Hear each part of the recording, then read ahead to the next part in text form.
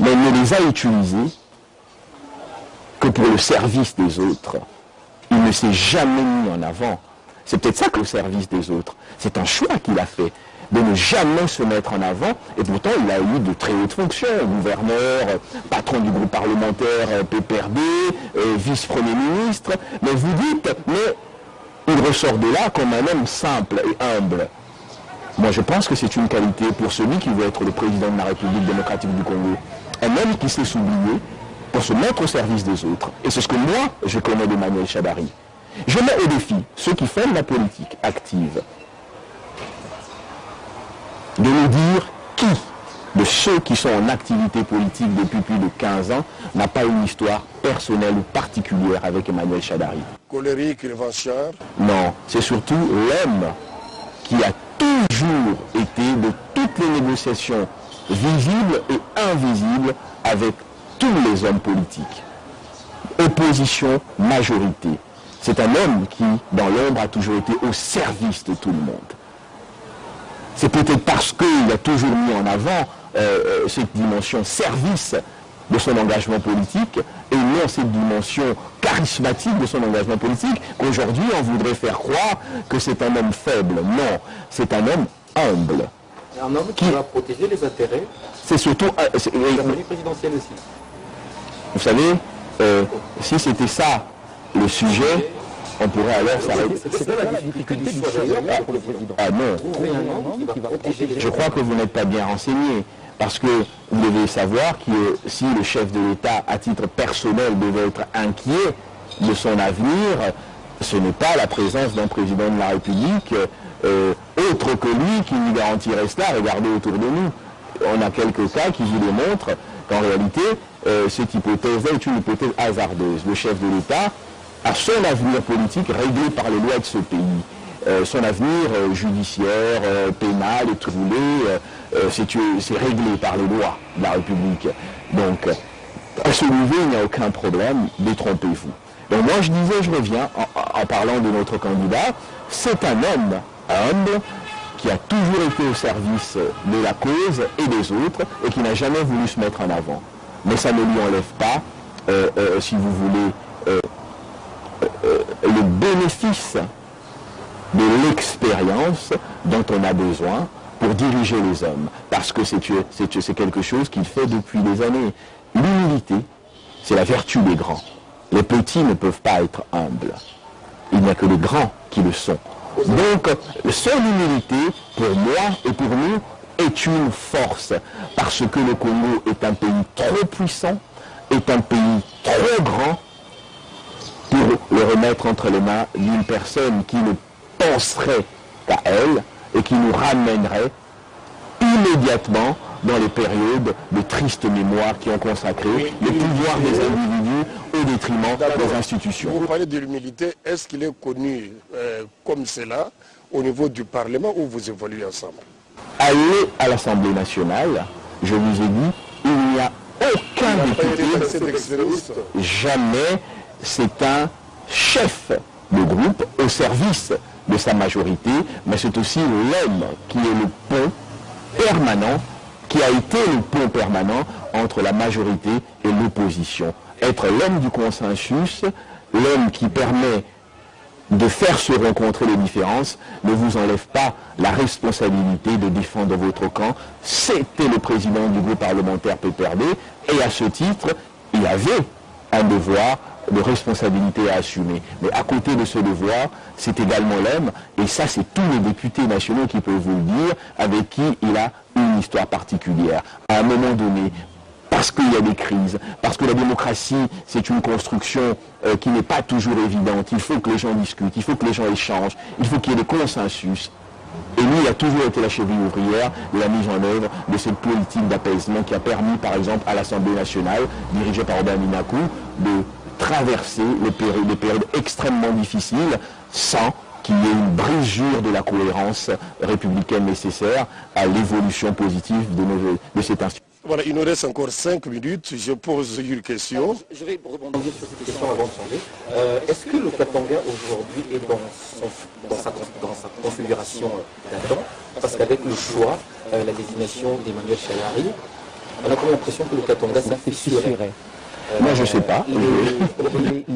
Les Katangais s'attendaient à ce que ce soit encore un autre qui soit à la tête du pays. Un autre Katangais. Je ne veux pas rentrer dans ce type de débat, mais ce que je peux tirer comme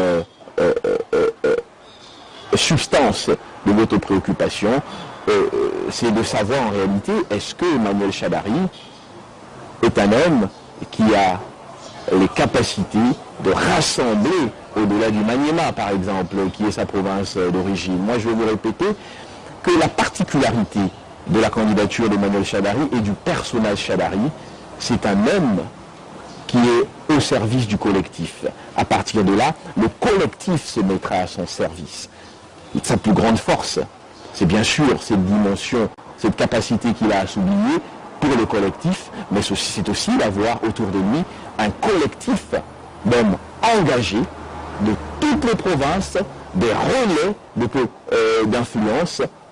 Il a le plus grand relais d'influence à travers le FCC et ces gens se battront comme de véritables tentacules. Il y a un proverbe africain qui dit « Les grands arbres ne se déplacent pas dans la forêt, ce sont leurs racines. » Alors, il doit présenter M. Kambiga.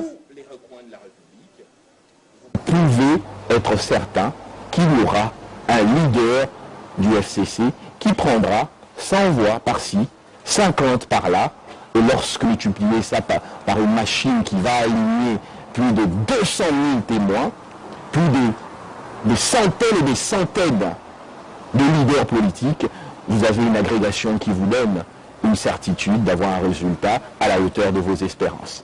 Alors, qu'est-ce que vous, le centre, vous souhaitez que M. Ramazani puisse présenter comme programme aujourd'hui? Écoutez, la proposition du centre s'agissant de ce sujet-là est tout simple. Notre devise à nous, c'est le peuple est au centre. Au centre, bien sûr, parce que nous sommes le centre, mais au centre de toutes les préoccupations.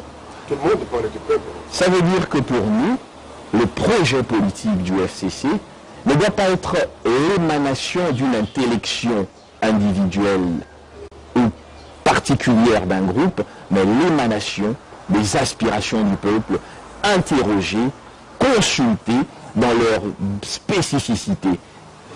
On collecte toutes ces préoccupations, on les synthétise et ce sera ça le programme. Ce sera une réponse factuelle et structurelle du candidat Ramazani à des problèmes réels, pas des problèmes théoriques, pas à des considérations chimériques ou à des projections toutes plus savantes les unes que les autres, à coups de chiffres mirobolants. Non, ça doit être l'expression de la vérité de ce qui se passe chez moi à Nenga. Les gens de Nenga doivent nous dire, voilà ce que nous attendons du président de la République.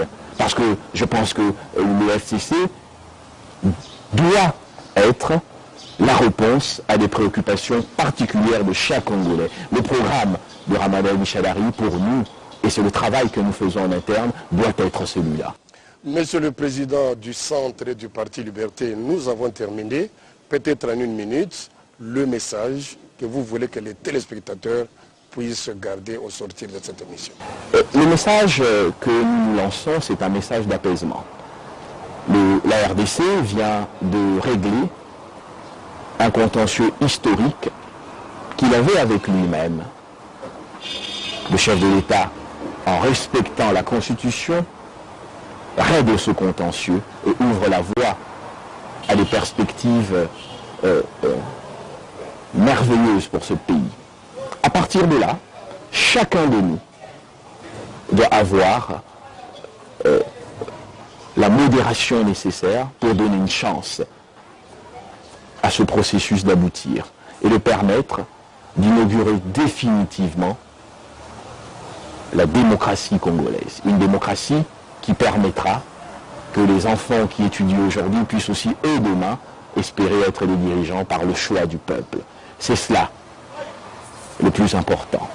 Les divergences qui peuvent émailler ce parcours ne doivent jamais aller au-delà de l'intérêt supérieur de la nation. C'est le message du centre, message de consensus, un message d'apaisement, un message de rigueur dans l'analyse des situations, un message pour que le débat politique soit dépassionné, mais soit rivé uniquement vers l'intérêt général et l'avenir de notre pays, tout simplement. Sincèrement, merci, messieurs et madame du centre. Mesdames et messieurs, nous vous disons merci et à bientôt sur vos chaînes préférées, Télé 50 et la radio-télévision nationale congolaise.